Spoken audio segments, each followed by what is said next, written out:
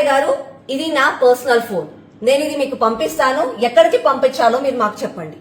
దీంతో పాటుగా నా తోటి కార్పొరేటర్లైన 5-6 ఫోన్లు కూడా మీకు పంపిస్తాను.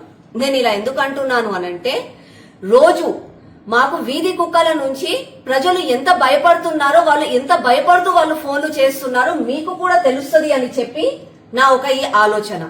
నిన్న ప్రెస్ మీట్ లో వీధి కుక్కల గురించి రేణు దేశాయ్ గారు చాలా భావోద్వేగాలతోటి మాట్లాడారు.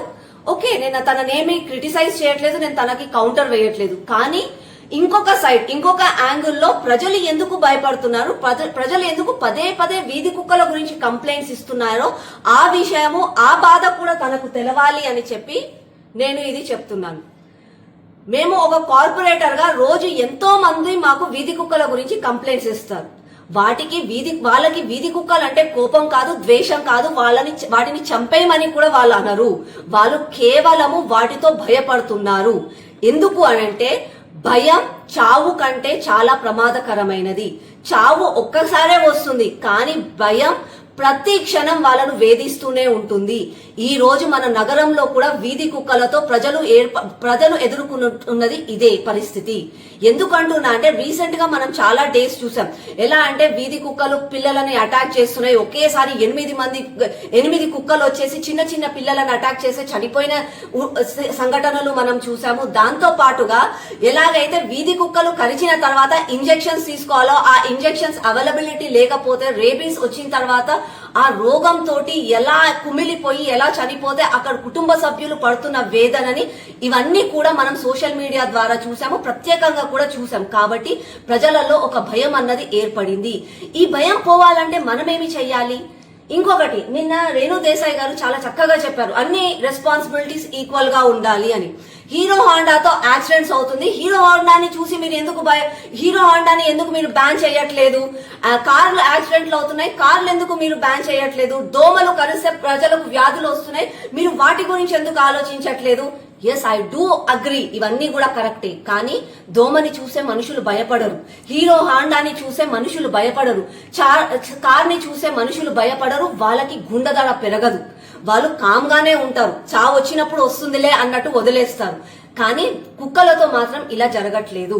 నేను మీకు ఒక ఎగ్జాంపుల్ చెప్తాను. నా సరూర్ నగర్ డివిజన్ లోనే ఒక రోజు ఒక రెసిడెంట్ కాల్ చేశారు. తను ఏమన్నారు అనంటే, మేడం, నా ఇంట్లోకి, నా సొంతింట్లోకి నేను వెళ్ళడానికి నాకు 1 గంట సేపు పడింది. ఆ గంట సేపట్లో నేను పడ్డ వేదన ఎంతో మేడం, నేను చెప్పలేకపోతున్నాను. He's an age old person. తను మార్నింగ్ వాక్ అని వెళ్ళి తన ఇంట్లోకి వెళ్దాము అని అనుకుంటే, ఇంటి ముందర ఒక 10 కుక్కలు జమ అయిపోయాయి. ఇంట్లోకి వెళ్దామంటే భయం అయిపోయింది. తర్వాత వాళ్ళ ఇంట్లో వాళ్ళని పిలిచి వాళ్ళతోటి మాట్లాడి అక్కడ కింద ఉన్న కుక్కలని అంతా పంపించిన తర్వాత అప్పుడు తన ఇంట్లోకి వెళ్ళాను అని చెప్పి ఆ రోజు తన బాధను చెప్పుకున్నాడు.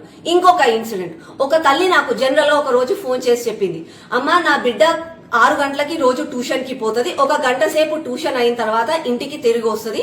ఒక 2 వీధుల పక్కన ట్యూషన్ ఉంది. ఆ వీధులను దాటుకుంటూ నా ఇంటికి రావాలి. ఒక రోజు 1 గంట సేపు అమ్మాయి రాలేదు. ఏమైందో అని చెప్పి మేము కంగారు పడ్డాము. అమ్మాయి, చిన్న అమ్మాయి, ఫోన్ కూడా మా దగ్గర లేకుండే. మేము చాలాసేపు వెయిట్ చేశాము. తర్వాత అమ్మాయి వచ్చిన తర్వాత అడిగితే అమ్మాయి మాకేం చెప్పిందంటే, అమ్మా, 2 వీధులేనండి, ఆ 2 వీధులలో నుంచి దాటుకుంటా రావాలంటే ఒక వీధి నుంచి వస్తుంటే ఆ రోడ్డు చివరలా కుక్కల గుంపు ఉండే. ఆ అమ్మాయి నడుచుకుంటూ వస్తే అమ్మాయి వెంబడి పడతాయని చెప్పి అమ్మాయి భయపడి ఇంకొకరి దగ్గర పోవాలని ట్రై చేసింది. అక్కడ కూడా అలాగే ఉండే. ఇంకొక దగ్గరికి వెళ్ళింది, అక్కడ కూడా అలాగే ఉండే. అమ్మాయి వెయిట్ చేసిన తర్వాత అవన్నీ పోయిన తర్వాత అమ్మాయి అక్కడికి రావడం జరిగింది. This is not to criticize anyone. నేను మీ యానిమల్ లవర్, మీ డాగ్ లవర్స్ ని నేను క్రిటిసైజ్ చేయట్లేదు. అలాగే కుక్కలని కూడా నేను ద్వేషించట్లేదు. కానీ కుక్కల గురించి మాట్లాడంగానే, కుక్కల గురించి ఏదో ఒకటి తీసుకురాగానే ఇలా ఆవేశంతో మాట్లాడినంత మాత్రాన ఎవరికి మంచి జరుగుతుంది? కుక్కలు సమాజంలో ఉండాలి, మనుషులు సమాజంలో ఉండాలి.